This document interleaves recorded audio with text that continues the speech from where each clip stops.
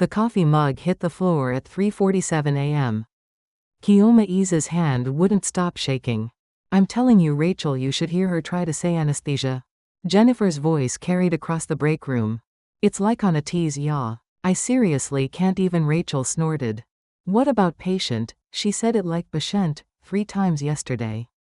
I thought she was speaking another language.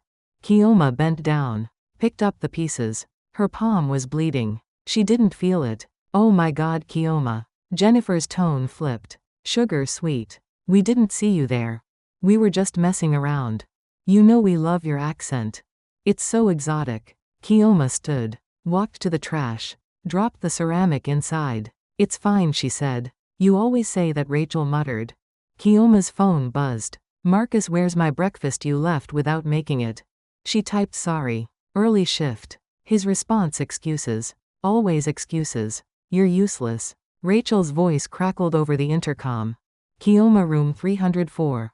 Code brown. Jennifer wrinkled her nose. Perfect. She's great with the dirty work. Keoma grabbed the cleaning cart. Didn't respond. What was the point? Room 304 was Mr. Peterson. Dementia. Soiled himself again. When she walked in, he was crying. I'm sorry, he whispered. I can't control it anymore. Mr. Peterson, you have nothing to apologize for. Keoma started cleaning him. Her hands were gentle. This isn't your fault. He grabbed her wrist. You're the only kind one here. The others act like I'm already dead. But you see me. Something cracked in Keoma's chest. I see you. I promise. When she finished, she checked her phone. 3 more texts from Marcus. Each one angrier. The last one, don't come home tonight. Lakeisha's here. She knows how to treat a man right. Lakeisha. His coworker. 6 months he'd been sleeping with her. Keoma leaned against the hallway wall. Her phone rang. Unknown number. Is this Keoma E's woman's voice? Warm. Yes. Who is this? My name is Sister Adaze. Someone from the refugee community gave me your number. They're worried about you. Keoma's breath stopped. I don't know what you're talking about. I think you do. I run a support group for African immigrant women. Tuesday nights, 23 Howard Street. Women who understand what you're going through. Women who know your accent doesn't make you less. It makes you more. I have to go. Keoma, wait. They make fun of your accent, don't they, at work? At home. Everywhere. But they don't know what that voice survived to get here. Keoma hung up. Her hands were shaking worse now. The hallway was spinning. She made it to the bathroom. Locked the stall. Sat down. Put her head between her knees. But the memory came anyway. Always came when she was weak. Maiduguri. The abandoned building. Blessing bleeding on the floor. Hope sobbing. Boots outside getting closer. The choice, stay with Blessing and all 3 die or save Hope. Her hand over Blessing's mouth. The breath stopping. The silence that never ended. Keoma vomited. Flushed. Rinsed her mouth. Went back to work. Room 215 was chaos. Patient had ripped out their IV. Blood everywhere. Jennifer stood in the doorway. I can't handle blood. Keoma, you do it. Jennifer, I need help. No, you're better at this. You don't get squeamish like normal people. Keoma cleaned up the blood.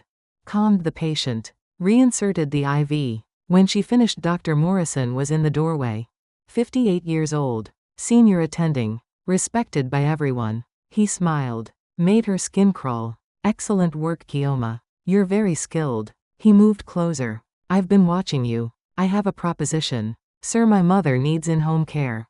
Light housekeeping. Meals. Companionship. $3,000 a month. Cash. Off the books. Interested? $3,000. Double her salary. Freedom. Escape. I need to think about it. Dr. Morrison stepped closer. Too close. Don't think too long. This opportunity won't wait. For someone in your situation. Her situation. Her accent. Her status. Her desperation. I'll let you know, she said. You do that. His eyes traveled down her body. I think we could have a very beneficial arrangement. He left. Keoma understood exactly what he meant. Understood what companionship meant. Understood the real price of $3,000. Her phone rang. Marcus. She let it go to voicemail. Listened later. His voice was drunk. Angry. You think you're smart. Working all these hours. Thinking you'll leave me. But you're nothing without me. Nothing. No American would want you. You're lucky I married you. Now get home and make me breakfast before I lose my patience. Kioma deleted it, finished her shift, drove home in silence. When she walked into the apartment, Marcus was at the kitchen table. Lakeisha sat next to him. Beautiful, young, perfect makeup. Everything Kioma wasn't. They were eating breakfast. Lakeisha had made it. Marcus didn't look up. No food left for you. Make your own. After you clean up this mess.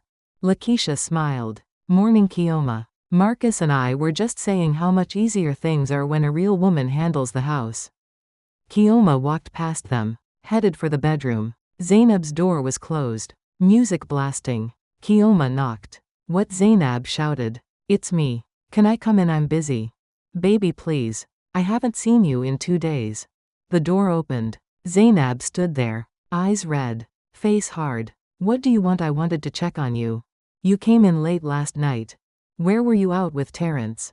Terrence, the 18-year-old. 2 assault arrests. Kioma had forbidden it. Zainab, we talked about this.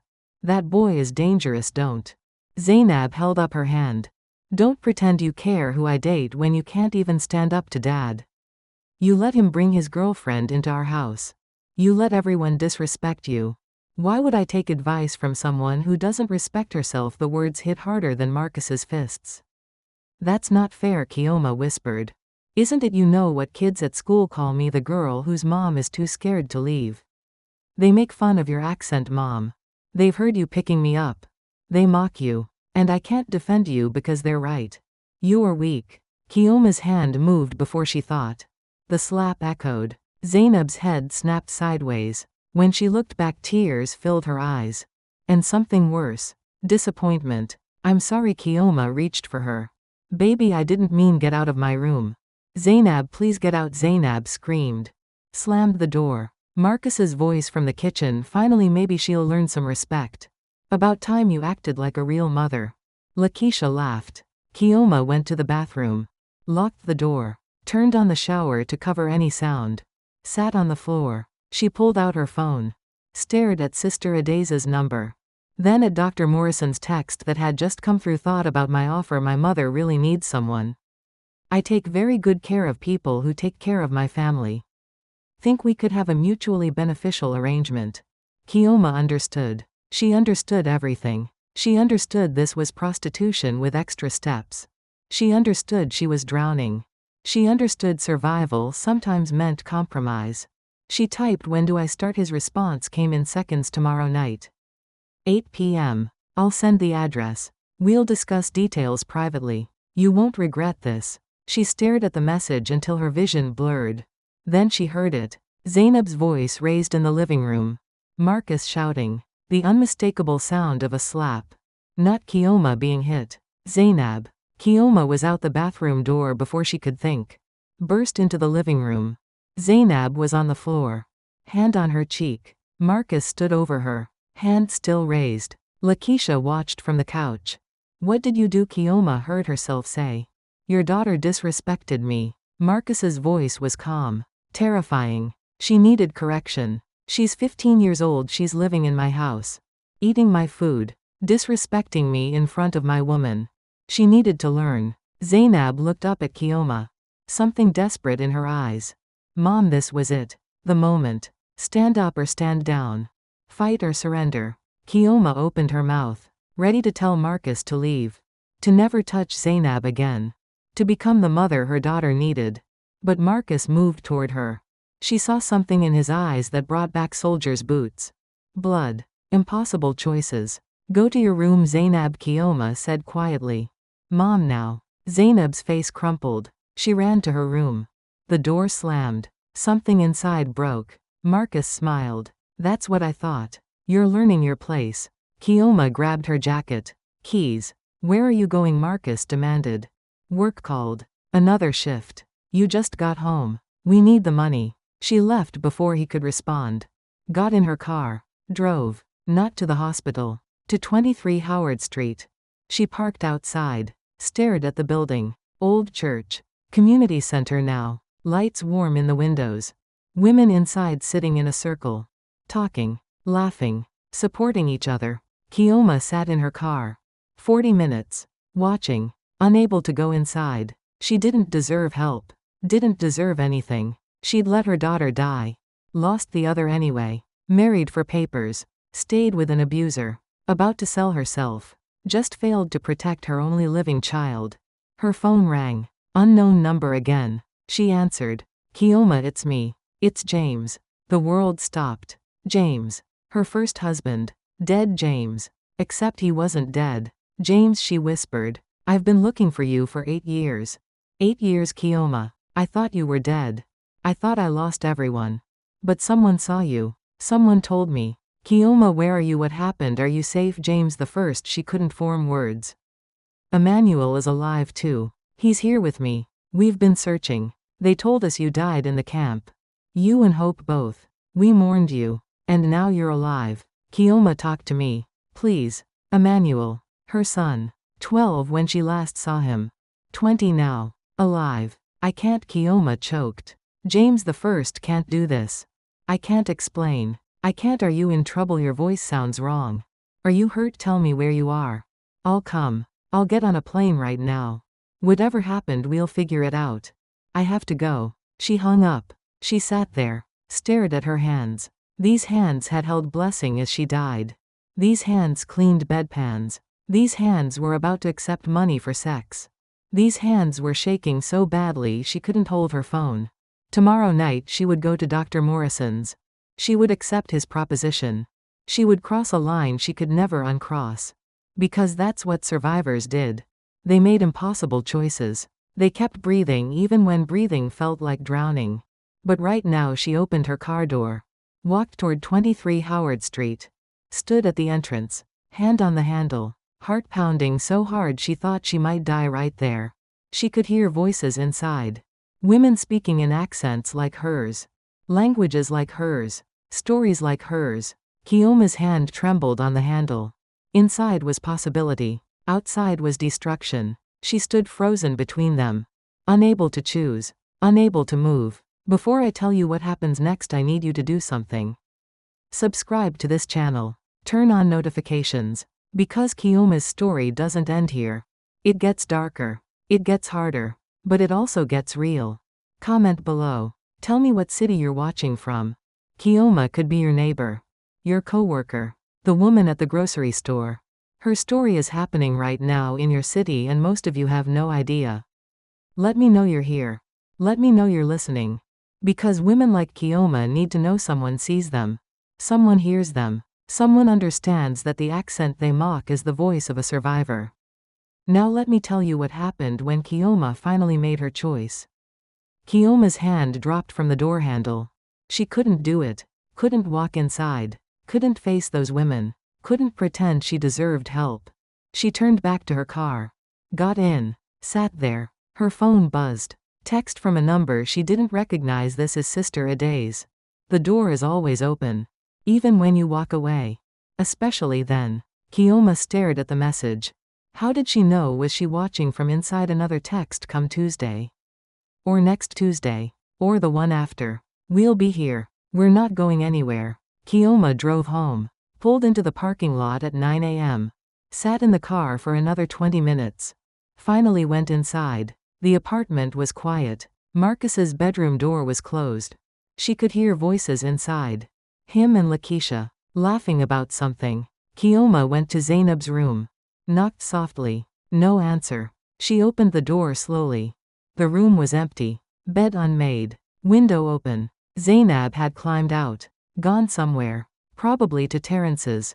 Kioma's phone rang. Hospital. She answered. Kioma, it's Rachel. We need you to come in. Jennifer called out sick. Can you cover her shift? I just worked a double. I know, but we're desperate. 4 hours. That's all. Double overtime pay. Kioma closed her eyes. Calculated. Double overtime was good. She needed money. Needed escape money. I'll be there in 30 minutes. She changed scrubs. Drank instant coffee. Drove back to the hospital. When she walked into the break room, Dr. Morrison was there. Alone. Waiting. Kioma, I was hoping to catch you. He smiled. Did you think about my offer? I said yes. Last night. In the text. I know. I wanted to discuss details in person. The arrangement. He moved closer. My mother does need care. But she's not demanding. Most of the time you'd be there, you'd be free. To rest. To relax. To spend time with me. Kiyoma's stomach turned. I understand. Do you? His hand touched her arm. I want to be clear. 3,000 a month. Cash. Plus I'll help with your immigration situation. I have connections. Lawyers. I can make your status independent. No more relying on Marcus. That stopped her. You know about Marcus. I know everything about my employees, Kiyoma. I know he controls your visa. I know he's abusive. I know you're trapped. His voice got softer. I can help you. But you have to help me first. What do you want? Come tonight instead of tomorrow. My mother's regular caregiver quit yesterday. She's alone. She needs someone. His eyes said he was lying. Said his mother was fine. Said he wanted Kiyoma there for other reasons. I have to work this shift. I'll talk to Rachel. Get you released early. Come at 6. I'll text you the address. His hand squeezed her arm. Don't overthink this, Kiyoma. Sometimes survival means doing things we never thought we'd do. You know that better than anyone. He left. Kiyoma stood there. Felt sick. Felt trapped. Felt like she was drowning in slow motion. She worked her shift on autopilot. Cleaned rooms. Changed sheets. Gave medications. Avoided Jennifer's replacement. Avoided Rachel. Avoided everyone. At 2 p.m. Rachel called her to the office. Dr. Morrison requested you be released early today. He needs you for the private care position. You're free to go. But the shift is covered. Go. Don't keep Dr. Morrison waiting. Kiyoma left. Drove home. Changed into regular clothes. Jeans. Simple blouse. Nothing fancy. Definitely nothing that looked like she was trying. Marcus was in the living room. Lakeisha was gone. He looked up when Kiyoma walked in. Where were you? Work. You're always at work. Never home. Never taking care of your family. You told me not to come home last night. Marcus stood. Walked toward her. Don't talk back to me. Kiyoma stepped backward. I have to go out again. Another job.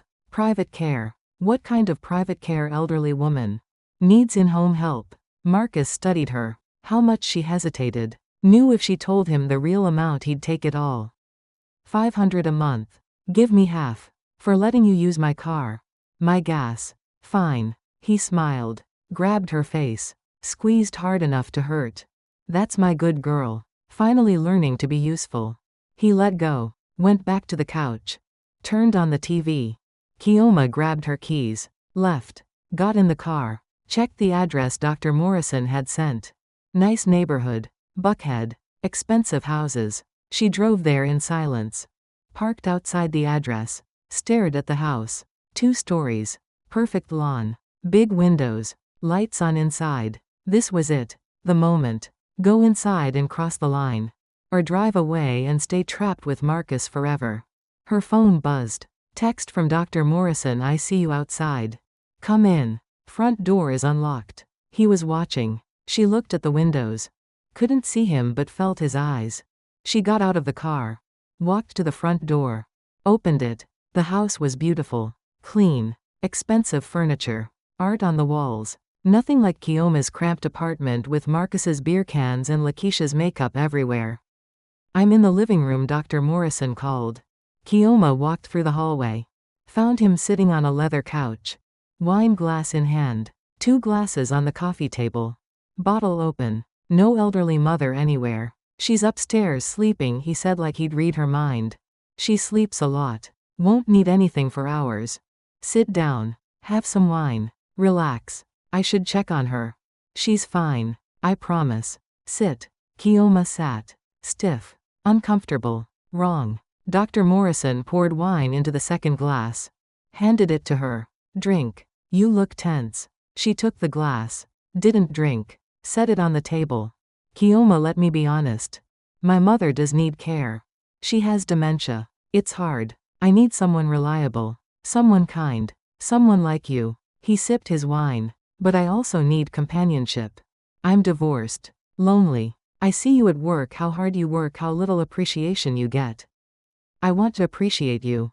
Dr. Morrison. Richard. Call me Richard. Richard. I need this job. I need the money. But I need to be clear about boundaries. He laughed. Soft. Not unkind. Kioma. You texted me, yes. You drove here. You walked inside. You know what this is. Don't insult either of us by pretending otherwise.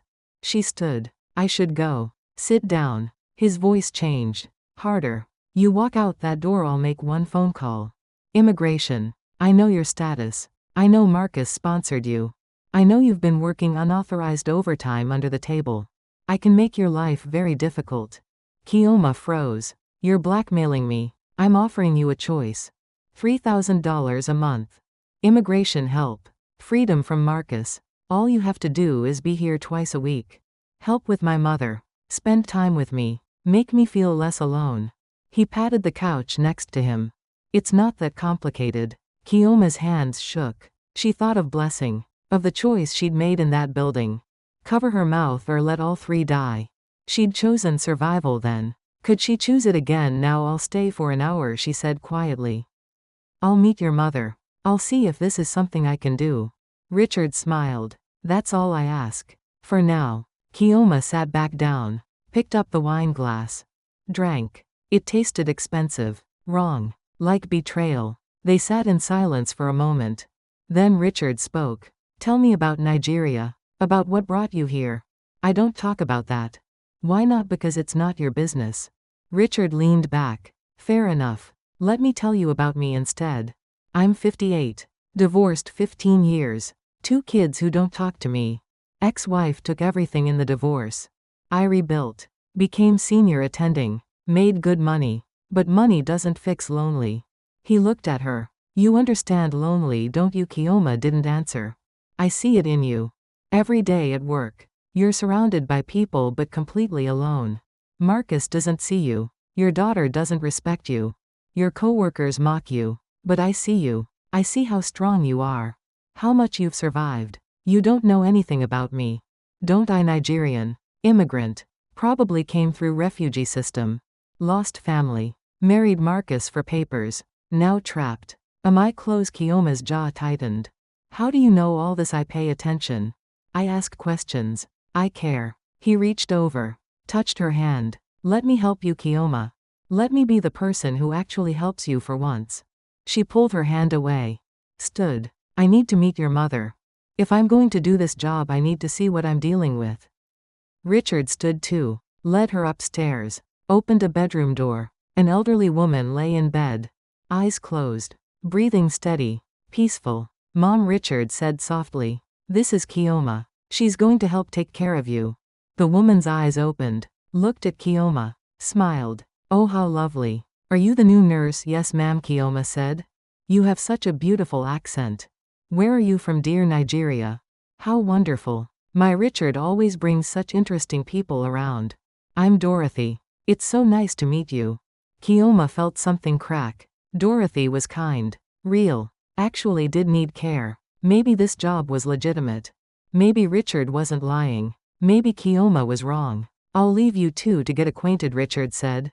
Kioma, take your time. Help her with whatever she needs. He left. Closed the door. Dorothy patted the bed. Sit down, dear. Tell me about yourself. Kioma sat. Talked. Told Dorothy safe things. About working at the hospital.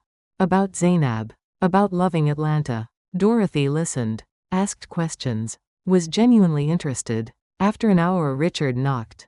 Came in. How are we doing in here? Wonderful, Dorothy said. I like this one, Richard. She's a keeper. Richard smiled at Kioma. I think so too, Mom. He walked Kioma downstairs. Back to the living room. See, my mother really does need help. This isn't just about the other thing, though I'm hoping in time we can develop a relationship beyond just caregiver. Kioma grabbed her purse. I should go. Wait. Richard pulled out an envelope. First week's pay. In advance. $750. I'll pay you weekly until you trust me enough for monthly. Kioma stared at the envelope. $750. More than she made in 2 weeks at the hospital. Take it, Richard said. You earned it. You were wonderful with her. Kioma took the envelope. Put it in her purse. Come back Thursday. Same time. Same routine. We'll see how it goes. She nodded. Left. Got in her car. Sat there. She'd done it. Crossed the first line. Accepted money from a man who wanted more than what she was willing to give. But maybe it would be okay. Maybe it would stay professional. Maybe she was overreacting. She drove home. Hid the money in her Bible. Marcus was asleep. Zainab still wasn't home. Kioma lay in bed. Stared at the ceiling. Thought about blessing. About hope. About all the times she'd chosen survival over dignity. Her phone buzzed. Text from James. Kioma, please answer me. Emmanuel wants to talk to you. He's been crying all day. He thought you were dead. Please. She stared at the text. Her son. Her living son. 20 years old. Crying because he'd found his mother after 8 years. She typed, I can't talk right now. I'm sorry. James responded immediately, when can you talk? We need to understand what happened. We need to see you. I don't know. Are you safe? Is someone hurting you? Kioma didn't respond. Turned off her phone. Closed her eyes. She dreamed of Maiduguri. Of the building. Of Blessing's last breath. But this time when she looked down, it wasn't Blessing. It was Kioma herself. And someone else's hand was over her mouth, stopping her from breathing, and she couldn't fight back because she deserved it. She woke up gasping. 4 a.m. Marcus was snoring next to her. She got up. Checked Zainab's room. Still empty. Kioma grabbed her phone. Called Zainab. It rang and rang. Finally voicemail. Zainab, it's your mom. Call me back. Please. I need to know you're safe. She went to the living room. Sat on the couch. Waited. At 6 a.m. the door opened. Zainab walked in. Makeup smeared. Shirt torn. Bruise on her neck. Where were you? Kioma stood. Out. Zainab, look at me. Did he hurt you? None of your business. You're my daughter. It's my business. Zainab laughed. Cold. Hard. You don't get to play concerned mother now. You made your choice yesterday. You chose dad over me. You let him hit me and said nothing. I'm sorry. I don't want your sorry. I want you to stop being pathetic. But you can't. So I'm dealing with my life my way. What does that mean? Zainab pulled something out of her pocket. Pregnancy test. Positive. Kioma's world stopped. No. Yes. Terrence and I are having a baby. I'm keeping it. And there's nothing you can do about it. You're 15 years old, same age you were when you had Emmanuel. Don't act like I'm any different from you. The words hit like bullets. Kioma grabbed the counter to stay upright. I was married. You were pregnant and desperate. Just like me. Except I'm not going to stay with a man who hits me. I'm not going to let my kid watch me be weak. I'm getting out. Getting out where? With Terrence. That boy beats you. I can see the bruises. Better than watching dad beat you every day and doing nothing about it. Marcus appeared in the doorway. What's all the yelling? Zainab turned to him. I'm pregnant. Keeping it. Moving in with Terrence. Anything you want to say, Dad? Marcus's face went dark. You're not going anywhere. You're staying here. You'll have an abortion. End of discussion. Try and stop me. Zainab headed to her room. Marcus grabbed her arm. Pulled her back. Raised his hand. Kioma moved before thinking. Grabbed Marcus's wrist. Don't. Marcus turned on her. Let go of me. Don't hit her. He shoved Kioma hard. She fell backward. Hit the coffee table. Pain exploded in her back. Zainab screamed. Ran to Kioma. Mom. Marcus stood over them. Both of you are worthless. Ungrateful. I should throw you both out right now. He stormed into the bedroom. Slammed the door. Zainab helped Kioma sit up. Are you okay? Kioma's back was screaming. I'm fine. You're not fine. None of this is fine.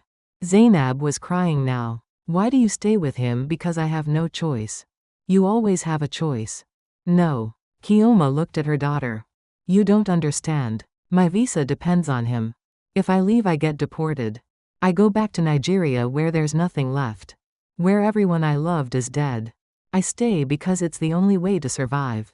What kind of life is this you call this surviving? Kioma didn't have an answer.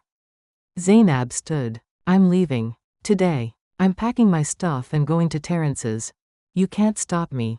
Zainab, please no. You made your choice. Now I'm making mine. She went to her room. Started packing. Kioma sat on the floor. Back throbbing. Heartbreaking. Her phone rang. Richard. Kioma, are you free today? My mother had a rough night. I need you to come earlier. Around noon. Can you make it? Yes, Kioma whispered. Are you okay? You sound upset. I'm fine. You're never fine. But you always say you are. It's one of the things I appreciate about you. Your strength. He paused. I'll see you at noon. And Kioma, bring an overnight bag. Mom might need round-the-clock care for a few days. I'll pay triple. He hung up. Kioma sat there. Zainab was packing in her room. Marcus was silent in the bedroom. The morning sun came through the windows. She stood slowly, went to the bathroom, locked the door, looked at herself in the mirror. Saw a stranger staring back. Someone who'd chosen survival so many times she'd forgotten what living felt like. She turned on the shower. Got in. Let the hot water run over her until she couldn't tell the difference between water and tears. When she got out, Zainab was gone. A note on the kitchen counter. I'll call when I'm ready to talk. Don't look for me. Kioma packed an overnight bag. Put the envelope of money from Richard deeper in her Bible. Left the apartment without saying goodbye to Marcus. Drove to Richard's house. Knocked on the door. He answered. Saw her face. Saw something broken there. Come inside, he said gently. Let me take care of you for once. And God help her, she walked inside. Richard closed the door behind her. Took her overnight bag. Set it by the stairs. Dorothy's still sleeping. She had a bad episode last night. Didn't recognize me. Thought I was her dead husband. It was rough. Kioma nodded. Didn't trust her voice. You look terrible, Richard said. Not unkind. Just honest. What happened? Family problems. Marcus, she nodded again. Richard guided her to the couch. Sat her down. Poured wine even though it was noon. Handed her the glass. Drink. Then tell me what you need. I need to disappear, Kioma whispered. Just for a few days. I need to not exist. You can stay here as long as you want. I meant what I said. Round-the-clock care for Mom. You'll have your own room. Your own space. No pressure. Kioma drank the wine. Fast. Too fast. It burned going down. Richard refilled her glass. Easy. You're not used to drinking. How do you know I pay attention? He sat next to her. Close but not touching. You don't drink. You don't smoke. You probably don't do anything fun. You just work and survive. When was the last time someone took care of you? Kioma's eyes filled with tears. She blinked them back. That's what I thought. Richard stood. Come on. Let me show you your room. You can rest. We'll check on Mom later. He led her upstairs. Past Dorothy's room. To a guest bedroom. Clean. Simple. A real bed with nice sheets. Bathrooms through there. Towels in the cabinet. Take a shower. Take a nap. Whatever you need. I'll be downstairs if you need anything. He left. Closed the door. Kioma sat on the bed. Looked around. This room was bigger than her and Marcus's bedroom. Cleaner. Quieter. Safer. She pulled out her phone. 3 missed calls from Marcus. 2 voicemails. She deleted them without listening. 1 text from Zainab. I'm fine. Don't worry about me. Focus on yourself for once. Kioma typed back, where are you? Are you safe? No response. She tried calling. Straight to voicemail. Her phone buzzed. James again. Kioma, Emmanuel is begging me. He needs to hear your voice. Please. 5 minutes. That's all I'm asking. Kioma stared at the text. Her son. Her living son. Wanting to talk to his mother. She typed, tomorrow. I promise. Tomorrow I'll call. James, thank you. Thank you. He'll be so happy. I love you. I never stopped loving you. Kioma turned off her phone. Couldn't handle any more. Lay back on the bed. Closed her eyes. When she woke up, it was dark outside. She checked her phone. 8 p.m. She'd slept 6 hours. She got up. Washed her face. Went downstairs. Richard was in the kitchen. Cooking something that smelled good. You're awake. Good. I made dinner. Pasta. Hope you're hungry. I should check on Dorothy. Already did. Fed her. Gave her medication. She's settled for the night. He plated the food. Handed her a dish. Sit. Eat. They ate in silence for a while. Then Richard spoke. Want to talk about it? Not really. Fair enough. He sipped his wine. But you're staying here tonight. And tomorrow night. And however many nights you need. No strings attached. There are always strings. Richard smiled. Sad. You're right. There are. But not tonight. Tonight you just need to be safe. We can worry about everything else later. After dinner Kioma helped him clean up. Then went back upstairs. Lay in bed. Stared at the ceiling. Around 10 p.m. her phone buzzed. She'd turned it back on. Text from an unknown number. This is Terrence. Zainab's bleeding. Something's wrong with the baby. We're at Grady Hospital. She's asking for you. Kioma was out of bed before she finished reading.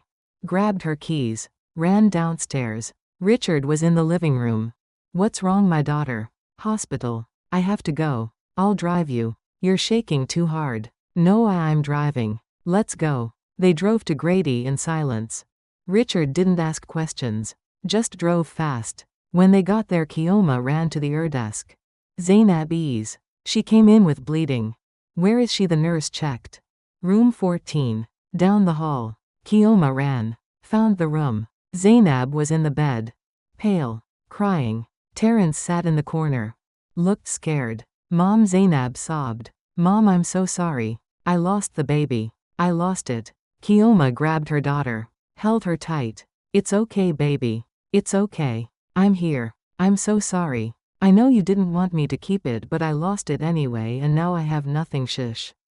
You have me. You always have me. A doctor came in. Young woman. Kind eyes. Ms. Ease, I'm Dr. Patel. Your daughter had a miscarriage. Early first trimester. Physically she'll be fine. But there are some concerns. What concerns? Dr. Patel glanced at Terrence. Can we speak privately? Kioma looked at Terrence. Get out. But get out of this room right now. Terrence left. Kioma turned to Dr. Patel. What's wrong? Your daughter has injuries consistent with physical abuse. Bruising around her ribs. Old fracture in her wrist that never healed properly. The miscarriage was likely caused by blunt force trauma to her abdomen. Kioma's blood went cold. She looked at Zainab. Did he hit you? Zainab looked away. Didn't answer. Did Terrence cause this? It was an accident, Zainab whispered. We were fighting. He pushed me. I fell. That's all. That's all. You lost your baby. It doesn't matter now. It's gone. Dr. Patel spoke up. I'm required to report suspected domestic violence. The police will want to talk to Zainab. No, Zainab said quickly. No police. I'm not pressing charges. It was an accident. Zainab, mom, please. Just take me home. I want to go home. Kioma looked at her daughter. Saw herself. Saw the same excuses. The same fear. The same cycle. You're not going back to Terrence. I don't have anywhere else to go. Yes, you do. You're coming with me. We're back to Dad's where he hits you and you take it. Great plan, Mom. The words cut deep. Kioma had no answer. Richard appeared in the doorway. Sorry to interrupt. Kioma, there's someone here to see you. Kioma turned. Rachel stood behind Richard, her supervisor from the hospital. Looking shocked. Kioma, what are you doing here and why is Dr. Morrison with you? Kioma's mouth went dry. We were having dinner when her daughter called, Richard said smoothly. I drove her here. That's all. Rachel's eyes narrowed. Dinner? You two were having dinner together. Is that a problem? Richard's voice cooled. No, sir. Of course not. I just didn't know you two were friendly outside of work. Now you do. Richard smiled. Sharp. Is there something you need? Rachel, number. I was just checking on a patient. I'll let you get back to your family emergency. Rachel looked at Kioma one more time. Something calculating in her eyes. Then left. Richard turned to Kioma. That's going to be a problem. I know. We'll deal with it later. Right now focus on your daughter. Dr. Patel cleared her throat. We'd like to keep Zainab overnight for observation. Just to make sure there's no complications. Fine, Kioma said. I'll stay with her. Mom, you don't have to. I'm staying. Richard touched Kioma's arm. I should go. Call me when you're ready to come back. I'll pick you up. Come back to my house. You're still staying there, remember? Your stuff is still in the guest room. Zainab looked between them. What's going on? Why do you have stuff at his house? I'm doing private care for his mother. Is that what they're calling it now? Zainab's voice was bitter. Richard left before Kioma could respond. The room fell silent. Mom, are you sleeping with him? Number.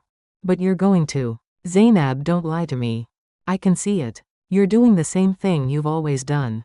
Finding another man to save you instead of saving yourself. That's not fair. Isn't it you left Dad's abuse for Dr. Morrison's control? Same trap. Different cage. Before Kioma could answer, her phone rang. Marcus. She answered. What, where the hell are you? You've been gone all day. Lakeisha wants to use your closet space. Get home and move your shit. I'm at the hospital. Zainab lost the baby. Silence. Then good. One less problem. When are you coming home? Kioma hung up. Hands shaking with rage. What did he say? Zainab asked. Doesn't matter. He said something awful, didn't he? He always does. And you always take it. I don't want to talk about your father right now. We never want to talk about anything real. That's the problem. A nurse came in. Started setting up Zainab for the night. Kioma sat in the chair next to the bed. Exhausted. Drained. Empty. Around midnight Zainab fell asleep. Kioma stepped into the hallway. Called Richard. Can you come get me? I can't stay here. I can't breathe. Be there in 15 minutes. He showed up in 10. They drove back to his house in silence. When they got inside, Kioma collapsed on the couch. Started crying. Couldn't stop. Richard sat next to her. Pulled her close. Let her cry on his shoulder. It's okay, he said softly. Let it out. Let it all out. I'm a terrible mother. My daughter lost her baby because I couldn't protect her from the same thing I couldn't protect myself from. I taught her to accept abuse by accepting it myself. You're not terrible. You're surviving. I'm tired of surviving. I want to live. But I don't remember how. Richard lifted her chin. Made her look at him. Then let me teach you. He kissed her. Soft at first. Then deeper. Kioma knew she should pull away. Knew this was wrong. Knew this was just another trap. But she was so tired. So tired of fighting. So tired of being alone. She kissed him back. He stood. Held out his hand. Come upstairs. What about Dorothy? She's asleep. She won't wake until morning. And even if she does, she won't remember. Kioma took his hand. Followed him upstairs. To his bedroom. Not the guest room. He poured her more wine. She drank it. Then more. Until the room was spinning. Until she couldn't think clearly. Until she couldn't feel the guilt. They slept together. Kioma tried not to think about what it meant. Tried not to think about Marcus. About Zainab. About James and Emmanuel waiting in Nigeria. About the woman she used to be. Tried not to think about Blessing and Hope watching from wherever dead children go. When it was over, Richard fell asleep. Kioma lay awake. Stared at the ceiling. Wondered who she was anymore. Her phone buzzed. Text from Sister Adaze. I was at the hospital tonight. I saw you with Dr. Morrison. I know what's happening. The offer still stands. Tuesday nights. 23 Howard Street. You're not too far gone. You're never too far gone. Kioma deleted the text. Turned off her phone. Closed her eyes. She dreamed of Maiduguri again. But this time when the soldiers came, she didn't choose Hope over Blessing. She chose herself. Ran alone. Left both daughters behind. Saved only herself. She woke up gasping. Dawn light through the windows. Richard was still sleeping. Kioma got up. Got dressed. Went downstairs. Made coffee. Sat at the kitchen table. Dorothy appeared in the doorway. Confused. Disoriented. Who are you? Dorothy asked. Where's Richard? I'm Kioma. I'm helping take care of you. Richard's still sleeping. Why are you in my house so early? I stayed the night. To make sure you were okay. Dorothy studied her. Something sharp in her eyes despite the dementia. You slept with my son. Kioma froze. What? I heard you. Last night. I'm old. Not deaf. Dorothy sat down. You're not the first. He does this. Finds vulnerable women. Promises to help them. Makes them dependent. Then uses them until they break. That's not what's happening. Isn't it? You're here because you need money. Need papers. Need escape. He's giving you all of that. And in return you're giving him what he wants. Your body. Your dignity. Your soul. You don't know anything about me. I know desperation when I see it. I was desperate once too. That's how I ended up with Richard's father. Abusive bastard. I stayed for 40 years. Stayed until he died. Stayed because I thought I had no choice. Dorothy reached across the table. Grabbed Kioma's hand. You always have a choice, dear. Always. Even when it doesn't feel like it. Richard came downstairs. Saw them talking. His face changed. Went hard. Mom, what are you doing up? You should be in bed. I'm talking to this young woman. The one you're using. I'm not using anyone. Kioma's helping you because she wants to. Kioma's helping me because you're paying her. And sleeping with you because you're threatening her immigration status. Don't lie to me, Richard. I raised you. I know exactly who you are. Richard's jaw clenched. Go back to your room, Mom. Or what, you'll put me in a home? You've been threatening that for years. Do it. At least there I won't have to watch you destroy another woman. Get upstairs. Now. Dorothy stood. Looked at Kioma. Leave while you can. Before he takes everything from you. She shuffled out of the kitchen. Richard turned to Kioma. Don't listen to her. She's confused. The dementia makes her paranoid. She seemed pretty clear to me. She's not. I swear. She gets like this sometimes. Says crazy things. Forgets where she is. Who people are. He moved closer. You know I'd never hurt you, right? You know I care about you. Kioma didn't answer. Last night meant something to me. You mean something to me. I need to go check on Zainab. Of course. Let me drive you. No. I'll take a cab. Kioma, I need space. I need to think. Richard grabbed her arm. Gentle but firm. Don't do this. Don't pull away now. We're good together. We make sense. Let go of me. I'm just asking you to think clearly. Without me you have nothing. No money. No job. No visa. No future. With me you have everything. Why would you walk away from that? Because maybe Dorothy's right. Maybe this is just another trap. Richard's face went cold. If you walk out that door, the offer is off the table. No more money. No more immigration help. And I'll make sure Rachel knows you've been working unauthorized private care. I'll report you myself. Kioma pulled her arm free. Then report me. She grabbed her overnight bag. Walked to the door. You'll be back, Richard called after her. You have nowhere else to go. You'll come crawling back within a week. They always do. Kioma left. Slammed the door. Called a cab. Waited outside in the cold morning air. Her phone rang. Unknown number. She answered. Kioma, male voice. Young. Shaking. Mom, it's me. It's Emmanuel. Kioma's knees buckled. She sat down on the curb. Emmanuel. Mom, I can't believe it's really you. I thought you were dead. For 8 years I thought you were dead. Baby, I'm so sorry. I'm so sorry I left you. I thought you were dead too. I thought I lost everyone. Dad and I looked for you everywhere. We never stopped looking. And now we found you. And Mom, why didn't you call us sooner? Why did you hang up on Dad? Kioma couldn't speak through the tears. Mom, are you there? Please don't disappear again. Please. I'm here. I'm here, baby. I'm not going anywhere. Can we video call? I want to see your face. I don't even remember what you look like anymore. I was 12. Now I'm 20. I'm a man now, Mom. But I still need my mother. Kioma switched to video. Emmanuel's face filled the screen. He looked like James. Looked like her. Looked like everything she'd lost and somehow found again. Hi, Mom, he whispered. Hi, baby. They both cried. Talked through the tears. Made promises. Made plans. Emmanuel wanted to come to America. Wanted to see her. Wanted to rebuild. When they finally hung up, the cab was there. Kioma got in. Told the driver to take her to the hospital. When she got to Zainab's room, her daughter was awake. Looked terrible. Broken. Hey, baby, Kioma said softly. Hey. Zainab didn't look at her. I talked to your brother. Emmanuel. From Nigeria. He's alive. Zainab looked up. What, my son? Your half-brother. He survived. He wants to meet you. You have another kid. I had 3. Lost 2. But Emmanuel's alive. And I want you to know him. Zainab was quiet for a moment. Then, are you leaving Dr. Morrison? Yes. Where will you go? I don't know yet.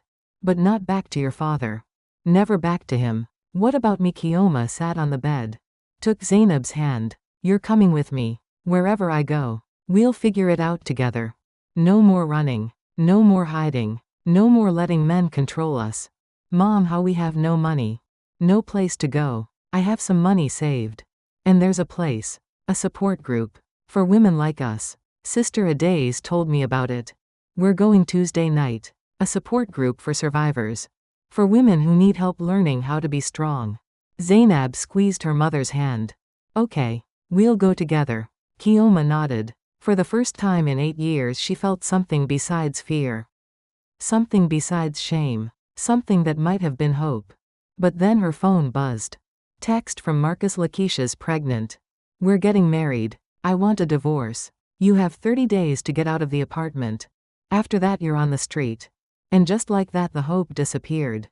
Kioma stared at Marcus's text. 30 days. Divorced. Out on the street. Zainab read over her shoulder. What are we going to do? We're going to that apartment right now. We're packing everything we own. And we're leaving before he can stop us. Mom, where will we go? I don't know yet. But anywhere is better than there. They left the hospital. Kioma called a cab. Her hands were steady for the first time in years. When they got to the apartment, Marcus's car wasn't there. Good. Kioma unlocked the door. Went straight to the bedroom. She pulled out suitcases. Started throwing clothes inside. Her things. Zainab's things. Everything that mattered. Zainab grabbed photo albums. The few pictures they had from before. From Nigeria. From when things were different. Mom, your Bible. Kioma grabbed it. The money was still inside. $750 from Richard. Plus the $300 she'd saved over months. Just over $1,000. Not much. But enough to start. She heard the front door open. Marcus's voice. Kioma, I know you're here. Your cab driver told me he dropped you off. Kioma walked out of the bedroom. Suitcase in hand. Zainab behind her. Marcus stood in the living room. Lakeisha next to him. Both looking surprised. What are you doing? Marcus asked. Leaving. Like you told me to. Just doing it now instead of in 30 days. You can't leave. I didn't mean right now. I meant you'd keep me around until it was convenient for you to kick me out. No. I'm leaving on my terms. Marcus moved toward her. You're not going anywhere. Your visa depends on me. You leave, you get deported. Then deport me. He grabbed her arm. Don't be stupid. Where will you even go? Kioma pulled free. Doesn't matter. Anywhere but here. Lakeisha laughed. Let her go, Marcus. She's useless anyway. I can do everything she does. Better. Kioma turned to Lakeisha. You think you're special, you think you're different. He hit me too. For 8 years. You're 6 months pregnant and already he's hit you twice. I've seen the bruises on your arms. Lakeisha's face changed. I don't know what you're talking about. Yes, you do. The night you stayed here 2 weeks ago. You wore long sleeves in 90-degree heat. I saw the fingerprints on your wrist when you reached for coffee. You think it's going to get better after the baby comes? It won't. It gets worse. Shut up, Marcus said. She deserves to know what she's signing up for. You're not marrying a man, Lakeisha. You're marrying an abuser.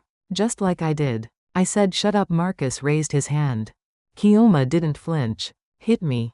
Go ahead. But I'm leaving anyway. And this time I'm not coming back. Marcus's hand dropped. Something in Kioma's eyes must have told him she meant it. You'll fail, he said. Without me you're nothing. You'll be begging to come back within a week. I'd rather be homeless than spend another second with you. She grabbed her suitcase. Zainab grabbed hers. They walked toward the door. What about your immigration status? Marcus called after them. I call immigration tomorrow. Tell them our marriage is over. Tell them you've been working unauthorized hours. Tell them everything. You'll be on a plane back to Nigeria by the end of the month. Kioma stopped. Turned. Do it. I dare you. Because I'll tell them about the cash work you've had me doing unreported. I'll tell them about the tax fraud. I'll tell them you've been claiming me as dependent while forcing me to work under the table. We'll both go down. Your choice. Marcus's face went pale. He hadn't expected that. Hadn't expected her to fight back. Kioma walked out. Zainab followed. They stood on the sidewalk with their suitcases. Where to now? Zainab asked. Kioma pulled out her phone. Called Sister Adaze. Sister Adaze, this is Kioma. Kioma Ease. From the hospital. You gave me your number. Kioma, I've been praying you'd call.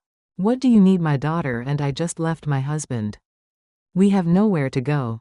I know it's a lot to ask, but say no more. I have a shelter. For immigrant women escaping domestic violence. Come now. I'll text you the address. Thank you. Thank you so much. No thanks needed. This is what we do. We help each other survive. The address came through. A shelter in East Atlanta. Kioma and Zainab took a cab there. When they arrived, Sister Adaze met them at the door. Older woman. Nigerian. Kind face. Strong presence. Welcome. Come inside. You're safe here. The shelter was clean. Simple. Other women were there. Different ages. Different countries. All with the same tired eyes. Sister Adaze showed them to a room. 2 beds. Shared bathroom down the hall. It's not much, she said. But it's yours as long as you need it. No one can touch you here. Not Marcus. Not anyone. Kioma sat on the bed. Started crying. Relief. Terror. Exhaustion. Everything hitting at once. Zainab sat next to her. Held her. We did it, Mom. We actually left. I know. What happens now I don't know. But we'll figure it out. Sister Adaze sat in the chair. First thing tomorrow we get you to see our immigration lawyer. Her name is Amara. She specializes in helping women whose status is tied to abusive spouses. She's helped dozens of women get independent visas. I can't afford a lawyer. She works pro bono for shelter residents. Free. No charge. Why would she do that? Because she was like you once. Trapped. Abused. Someone helped her. Now she helps others. Kioma felt something break open inside her. I don't deserve this. Yes, you do. Every woman deserves safety. Every woman deserves freedom. You're no different. After Sister Adaze left, Kioma's phone rang. Richard. She didn't answer. He called again. And again. Finally left a voicemail. Kioma, I'm sorry about this morning. I was upset. I didn't mean what I said.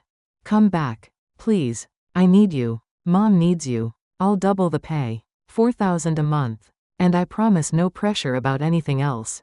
Just come back. Kioma deleted the voicemail. Blocked his number. Then Marcus called. She blocked him too. Then a number she didn't recognize.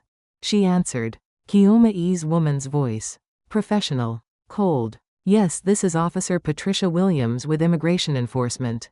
I received a report that you've been working unauthorized hours while on a dependent visa. We need to schedule an interview. If you fail to comply, a warrant will be issued for your arrest and deportation proceedings will begin. Kioma's blood went cold. Who reported me? I can't disclose that information. Can you come to our office tomorrow at 9 a.m.? Yes. Good. Bring all your immigration documents. Marriage certificate. Work authorization. Everything. If you fail to appear, you will be arrested. The call ended. Kioma sat there, shaking. Zainab grabbed her hand. What's wrong? Marcus called immigration.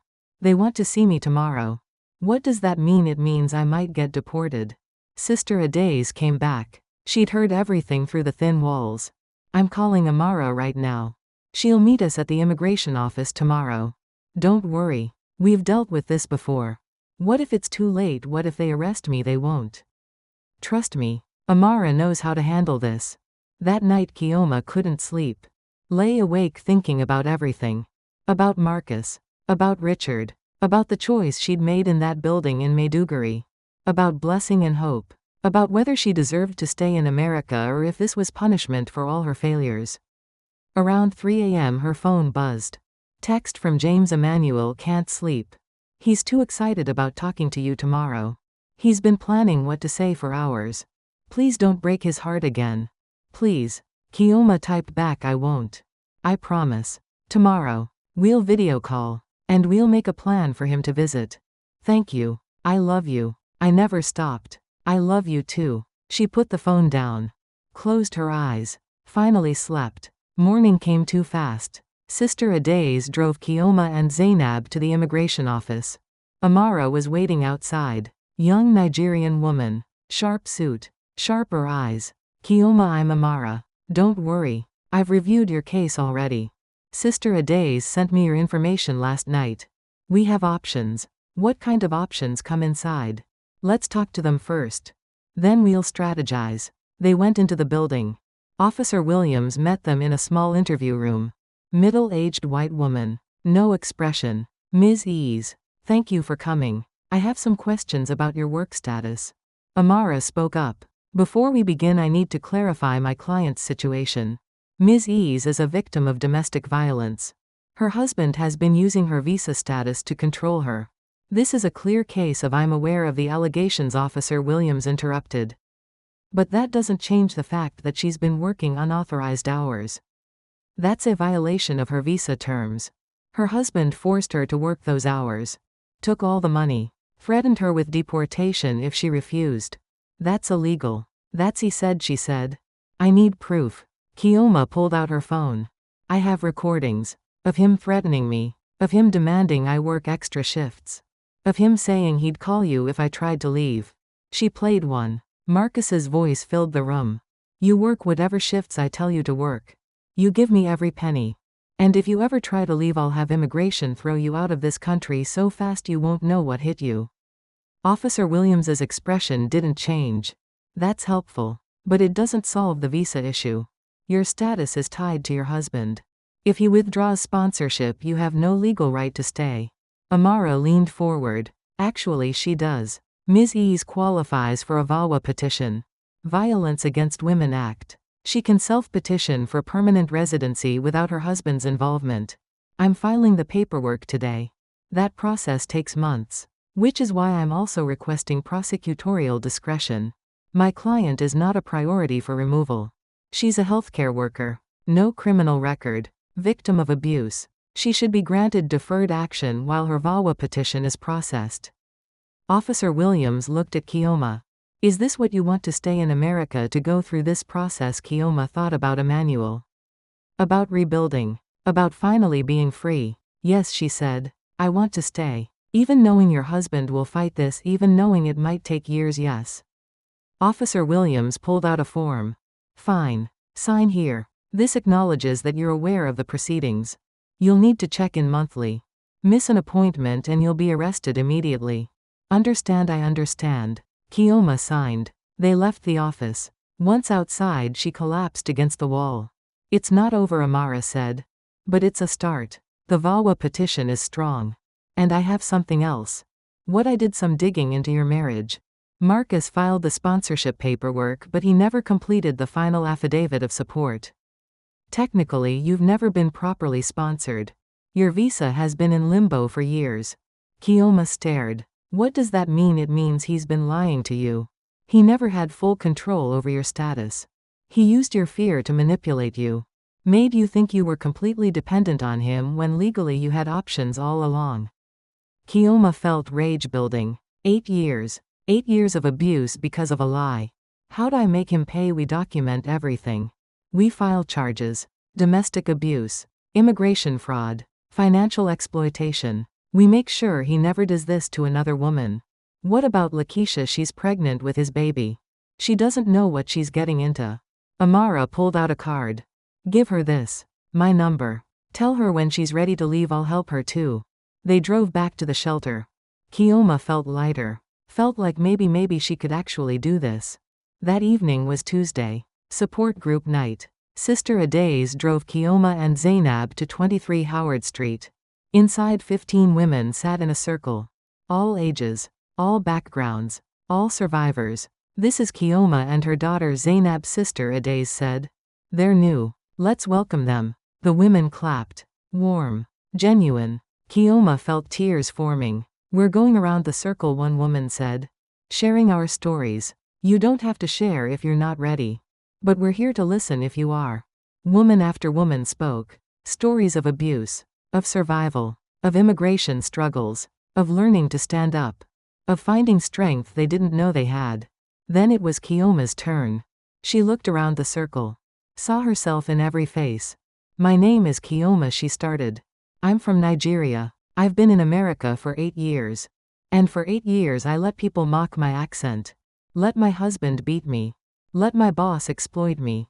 Let everyone treat me like I was nothing because I believed I was nothing. She told them about Maiduguri. About the choice. About blessing and hope. About the guilt. About Marcus. About Richard. About everything. When she finished, the room was silent. Then one woman stood. Walked over. Hugged her. You're not nothing, the woman whispered. You're everything. You survived genocide. You survived loss. You survived abuse. You survived. That makes you the strongest person in this room. Other women joined. Hugged her. Held her. Told her she was seen. She was heard. She was valued. For the first time since leaving Nigeria, Kioma felt human again. After the meeting, Sister Adaze pulled her aside. There's someone here who wants to meet you. A woman stepped forward. Older. Professional. I'm Dr. Alucci. I run a program that helps immigrant healthcare workers get their credentials recognized in the U.S. Sister Adaze told me you were a nurse in Nigeria. I was. But my credentials aren't recognized here. They can be. It takes work. Takes time. Takes exams. But I can help you. I've helped over 50 immigrant nurses get licensed here. If you're willing to put in the work, I can guide you through it. I don't have money for classes. The program is free. Funded by grants. We just ask that once you're licensed you volunteer with us. Help the next woman coming through. Kioma couldn't speak. Could only nod. Good. We start next Monday. I'll see you then. As Kioma and Zainab left that night, Kioma's phone rang. Unknown number. She almost didn't answer. But something made her. Hello Kioma, it's Rachel. From the hospital. Kioma's stomach dropped. What do you want? I want to apologize. I heard what happened with Dr. Morrison. What he did to you. And I'm ashamed. I've been treating you terribly for years. Making fun of your accent. Giving you the worst assignments. I was part of the problem. Why are you calling? Because 3 other women came forward about Dr. Morrison. He's been doing this for years. Using his position to exploit immigrant women. And when I thought about it, I realized I enabled it. I made your life hell, which made you desperate enough to accept his offer. I'm so sorry. Kioma was quiet. I talked to hospital administration. They want to offer you your job back. With a raise. And an official apology. Dr. Morrison is being terminated. Investigated. He'll probably lose his license. I don't know if I can come back. I understand. But the offer stands. And Kioma, for what it's worth, your accent isn't something to be ashamed of. It's proof you speak more languages than I ever will. I was ignorant. I'm sorry. Rachel hung up. Kioma stood there. Phone in hand. Everything changing. Zainab touched her arm. Mom, you okay? I think so. I think maybe for the first time in 8 years I'm actually going to be okay. They walked back to the shelter. Kioma called Emmanuel. Video called. Introduced him to Zainab. Watched them talk. Watched her children connect across continents. Made plans. Real plans. Emmanuel would visit in 3 months. James would come too. They'd rebuild. Slowly. Carefully. But they'd rebuild. That night as Kioma lay in bed, she thought about her accent. The thing she'd been ashamed of for so long. The thing people mocked. The thing she'd tried to hide. She realized something. Her accent wasn't a weakness. It was a war cry. Every word she spoke in that accent was a word she'd fought to keep. A word that survived genocide. A word that survived abuse. A word that proved she was still here. Still fighting. Still alive. And for the first time in 8 years, Kioma Ease was proud of her voice. 3 months passed faster than Kioma expected. She worked at the hospital again. Different floor. New supervisor. Better treatment. She studied every night for her nursing certification exam. Attended Dr. Alucci's classes. Went to support group every Tuesday. Zainab enrolled in GED classes. Started therapy. Slowly healed. Mother and daughter lived together at the shelter. Shared a room. Shared meals. Rebuilt trust piece by piece. Marcus tried calling. Kioma never answered. He showed up at the hospital twice. Security escorted him out both times. He sent threatening texts. Amara got a restraining order. He violated it once. Spent a night in jail. After that he stayed away. Richard tried reaching out through hospital administration. Sent flowers. Sent letters. Sent apologies. Kioma returned everything unopened. Dorothy called once. Left a voicemail saying she was proud of Kioma for leaving. Said she wished she'd had that courage 50 years ago. Lakeisha reached out 3 weeks after Kioma left. She'd found Amara's card in the apartment. Called at 2 a.m. crying. Said Marcus hit her so hard she lost hearing in one ear. Said she was 7 months pregnant and terrified. Kioma met her at the hospital. Held her while she cried. Helped her escape to the same shelter. Watched her join the Tuesday night circle. The cycle could be broken. And today finally Emmanuel was arriving. Kioma stood at the airport arrivals gate. Hands shaking. Zainab next to her. Both watching the doors. What if he doesn't recognize me? Kioma whispered. He will, Mom. You video call every day. What if he's angry? What if he hates me for leaving? He doesn't hate you. He loves you. You heard him. The doors opened. People streamed out. Then Kioma saw him. 20 years old. Tall. James's face. Her eyes. Their son. Emmanuel, she called. He turned. Saw her. Dropped his bag. Started running. They collided. Held each other. Sobbed. Mama, he whispered. Mama, you're real. You're really here. I'm here, baby. I'm so sorry. I'm so sorry I left you. I thought you were dead. For 8 years I thought you were dead. I thought the same about you. I thought I lost everyone. They held each other for a long time. Travelers walked around them. No one complained. Some were crying too. Finally Emmanuel pulled back. Looked at Zainab. You're my sister. Zainab nodded. Shy. Uncertain. Emmanuel hugged her too. I always wanted a sister. Dad told me about you. Showed me pictures. You look like Mama. You look like her too, Zainab said. James appeared behind Emmanuel. Older. Grayer. Tired eyes but warm smile. Kioma, he said softly. James. They stood there. 8 years between them. So much pain. So much loss. So much to explain. Thank you for bringing him, Kioma said. I had to see you. Had to know you're really okay. I'm okay. I'm better than okay. I'm free. They went to a CAF. Sat for hours. Talked. Kioma told them everything. About the building in Maiduguri. About the choice. About the guilt. About Marcus. About surviving. Emmanuel cried when she described Blessing and Hope's deaths. Held her hand. Told her she did what she had to do. Told her he forgave her. Told her he loved her. James was quiet. Then spoke. I looked for you everywhere. Searched every camp. Asked everyone. I thought maybe you escaped. Maybe you made it somewhere safe. But I never imagined America. Never imagined you'd be here struggling alone. I didn't know you were alive. If I'd known I would have found a way to contact you. I know that now. He looked at her. Are you happy here? Is this where you want to be? Yes. This is home now. I'm building something here. Something good. Then I'm happy for you. What about you? Will you stay? James smiled. Sad. I can't. My life is in Nigeria. My work. My students. But Emmanuel wants to stay. He wants to go to college here. If that's okay with you. Kioma looked at her son. You want to stay? I want to know you again, Mama. I want to learn who you are now. I lost 8 years. I don't want to lose any more time. Then stay. Stay as long as you want. That night they all stayed at the shelter. Sister Aday's made room. Emmanuel met the other women. Listened to their stories. Understood what his mother had survived. Understood the strength it took. The next morning Kioma got a call. Rachel from the hospital. Kioma, can you come in today? I know it's your day off, but something's happened. What? Dr. Morrison was arrested. The investigation found evidence he'd been exploiting immigrant women for over 15 years. 8 women came forward. But the police need your statement. You were the one who documented everything. Recorded his threats. Your testimony is crucial. I'll be there in an hour. Kioma went to the police station. Gave her statement. Showed them everything. The texts. The recordings. The evidence. The detective was a woman in her 40s. Kind eyes. Ms. Ease, what you did took courage. Most victims never report. You're helping put away a predator. I'm helping make sure he never does this to another woman. He won't. With the evidence you provided, he's looking at 15 years minimum. His medical license is revoked. His life as he knew it is over.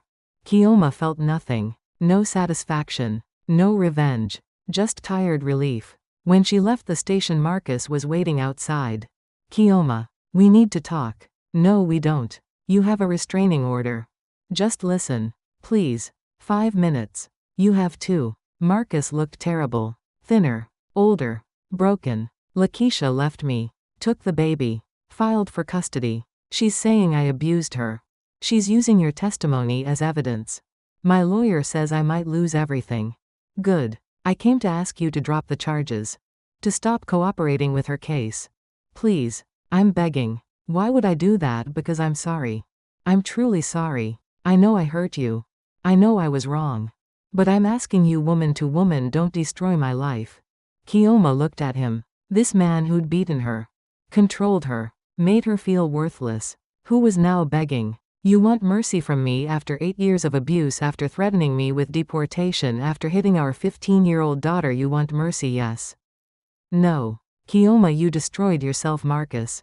I'm just making sure everyone knows who you really are. Now stay away from me. Stay away from Zainab. Stay away from Lakeisha. Or next time it won't be a restraining order. It'll be criminal charges. She walked away. Marcus called after her but didn't follow. Couldn't follow. The restraining order kept him 50 feet away.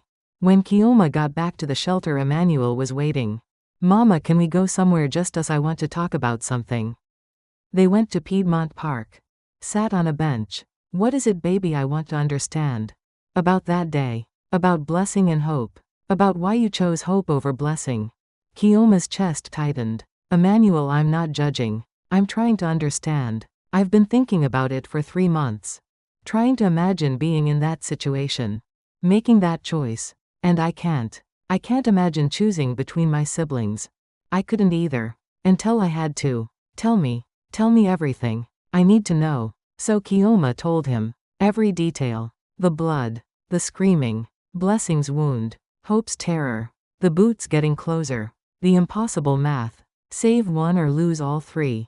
I covered her mouth, Kioma whispered. My own daughter. I felt her breath stop. Felt her body go still. And I held Hope and ran. Left Blessing in that building. Left my baby girl to be found by soldiers. Or rot. Or mama, stop. Emmanuel took her hands. You saved Hope. You tried. It's not your fault. Hope died 2 weeks later anyway. In the camp. So what was the point? I killed Blessing for nothing. No. You gave Hope 2 more weeks. 2 more weeks of being held by her mother. Being loved. Being safe. That's not nothing. She died anyway. We all die anyway, mama. The question is how we live first. You gave Hope love until the end. That's everything. Kioma sobbed. Emmanuel held her. Just like she'd held him as a baby. The roles reversed. The child comforting the mother. I forgive you, Emmanuel said. For leaving me behind. For not finding me sooner. For everything. I forgive you. How can you forgive me? Because you're my mother.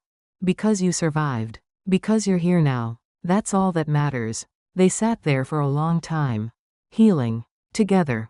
That Tuesday Kioma brought Emmanuel to support group. He sat in the circle. Listened. When it was his turn he spoke. I'm Emmanuel. I'm not a survivor of domestic violence. But I'm a survivor of war. Of loss. Of thinking my mother was dead. And I'm here because I want to understand. I want to learn how to support my mother. How to be the son she needs now. The women welcomed him. Shared their stories. Taught him. Showed him what strength looked like. After the meeting an older woman pulled Kioma aside. Your son is special. Most men would run from this. He's choosing to understand. That's rare. He's always been special. So are you. You know that now, right? You're not the broken woman who walked in here 3 months ago. You're whole. You're strong. You're everything. Kioma smiled. I'm starting to believe that. The next day Kioma took her nursing certification exam. 6 hours. Hundreds of questions. Everything she'd studied. Everything she'd forgotten. Everything she'd relearned. When she finished she was exhausted. Drained. But confident. Results would come in 4 weeks. Until then she waited. Worked. Studied. Lived. Emmanuel enrolled in community college. Started classes. Moved into student housing. Visited Kioma every weekend. Slowly they rebuilt. Slowly they became family again. Zainab passed her GED. Applied to college. Got accepted. Started planning her future. Apologized to Kioma for the things she'd said. For calling her weak. For not understanding. You're the strongest person I know, Mom, Zainab said one night. I see that now. I'm sorry it took so long.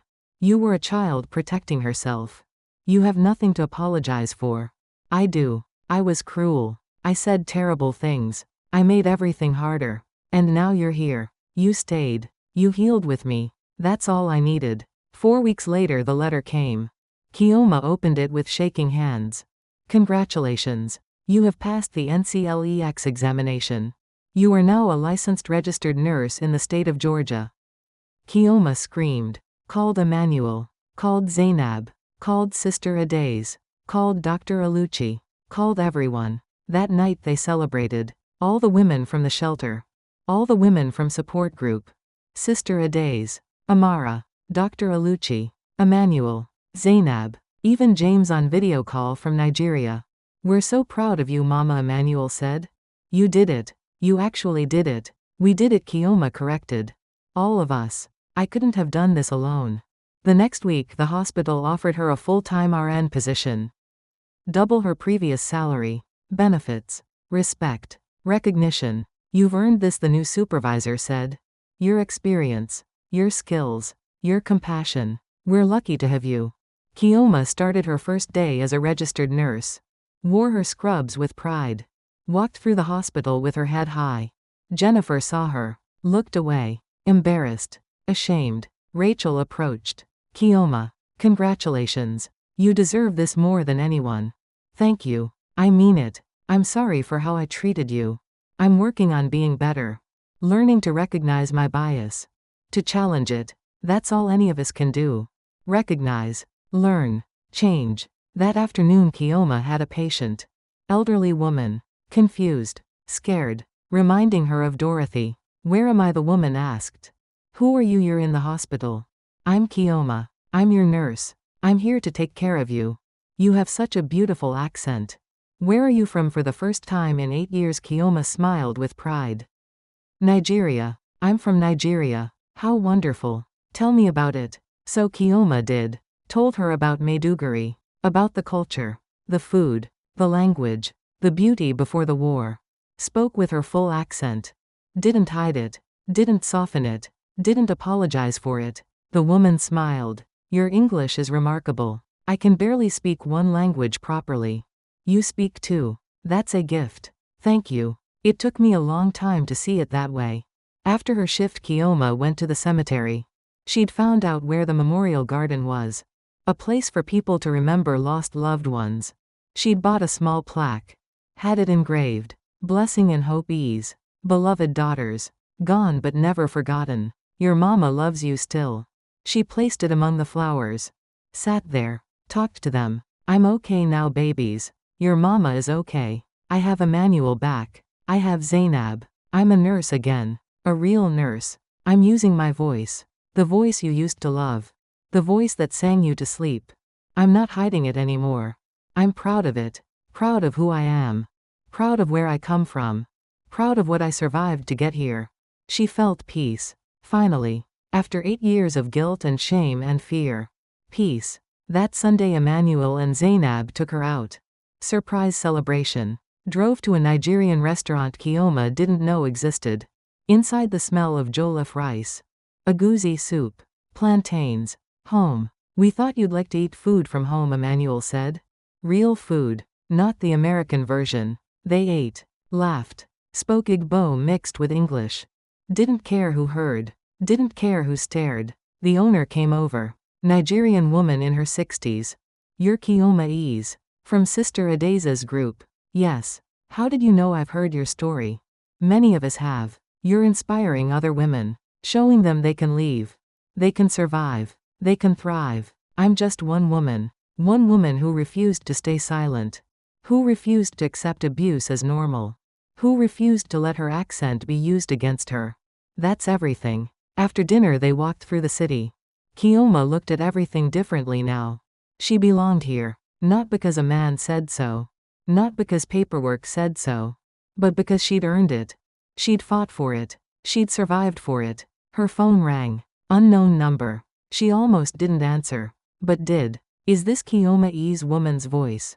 Professional. Yes. This is Attorney Morrison. Richard Morrison's lawyer. I'm calling because my client would like to apologize to you in person. He's currently awaiting trial and no. Ms. Ease, if you'll just listen number. I don't need his apology. I don't need his guilt. I don't need anything from him. Tell him I hope he learns something in prison. Tell him I hope he never gets the chance to hurt another woman. And tell him that I'm doing fine without him. Better than fine. I'm thriving. She hung up. Emmanuel and Zainab were watching. You okay, Mom? Zainab asked. I'm perfect. That night Kioma stood in her new apartment. She'd saved enough to leave the shelter. Small place. One bedroom for her. Pull-out couch for when kids visited. But hers. Truly hers. She looked at herself in the mirror. Saw someone different than the woman who dropped that coffee mug 6 months ago. Saw strength. Saw pride. Saw survival. She spoke out loud. Practiced. My name is Kioma Ease.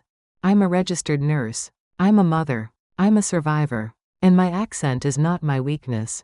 It's my power. The words felt true. Finally felt true. The next Tuesday at support group a new woman arrived. Young. Terrified. Haitian accent thick. Eyes darting around looking for danger. Kioma sat next to her. Hi. I'm Kioma. You're safe here. They make fun of my accent at work, the woman whispered. Every day. They laugh. They mimic me. They treat me like I'm stupid. Kioma took her hand. I know. I've been there. But let me tell you something. That accent you're ashamed of, it's proof you survived something they never could. It's proof you're brave enough to start over in a country where you don't speak the native language perfectly. It's proof you're stronger than they'll ever be. But they don't see it that way.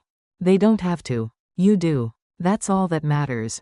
The woman cried. Kioma held her. Saw herself 6 months ago. Knew this woman would make it. Just like she had. After the meeting, Sister Adaze pulled Kioma aside. I have a proposition. We need someone to co-lead this group. Someone who's been through it. Someone who can relate. Someone who gives other women hope. Would you be interested me lead you? You're exactly what these women need. Someone who shows them that survival isn't the end. It's the beginning. I'll do it. Good. Because we have 15 new women joining next week. All immigrants. All being abused. All thinking there's no way out. They need to hear your story. They need to see your face. They need to know that the accent everyone mocks is the voice of a warrior. 3 months later, Kioma stood in front of 50 women. Immigrant women from 20 different countries. All being abused. All thinking they were trapped. All ashamed of their accents. She spoke. Told her story. Held nothing back. The brutality in Maiduguri. The choice that still haunted her. Marcus's abuse. Richard's manipulation. The shame. The fear. The survival. They make fun of my accent every day at work, she said. For 8 years I let that shame define me. I let it make me small. I let it convince me I deserved abuse. Because if I couldn't even speak properly, what was I worth? The room was silent. Every woman listening. Every woman seeing themselves. But here's what I learned. My accent isn't broken English. It's bilingual excellence. It's proof I survived genocide. It's proof I escaped war.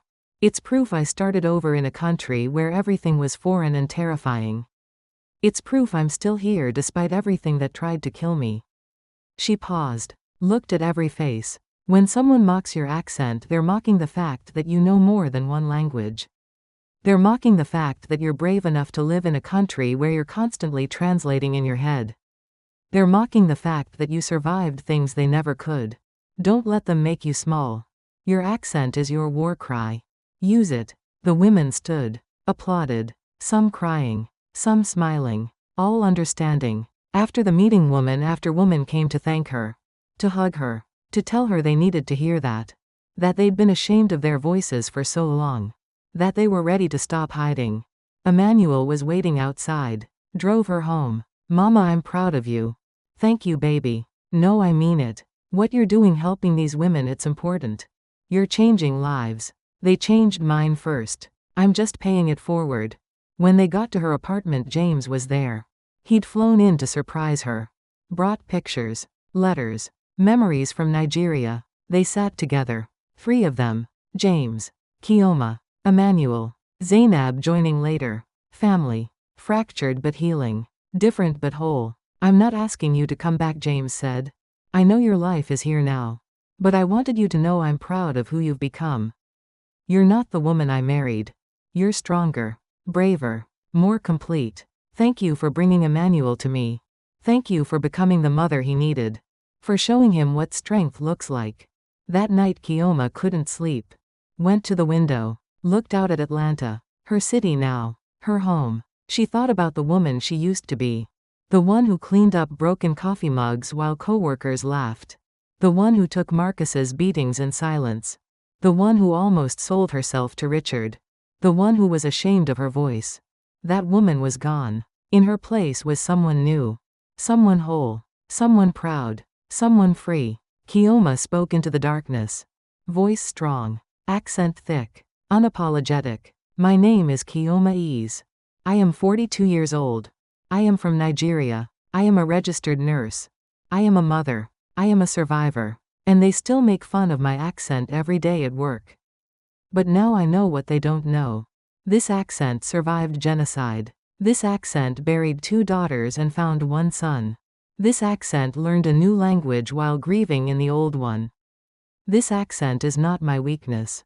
It is my weapon. It is my badge of honor. It is proof that I am still here, still fighting, still standing. And no one will ever make me ashamed of it again. She meant every word.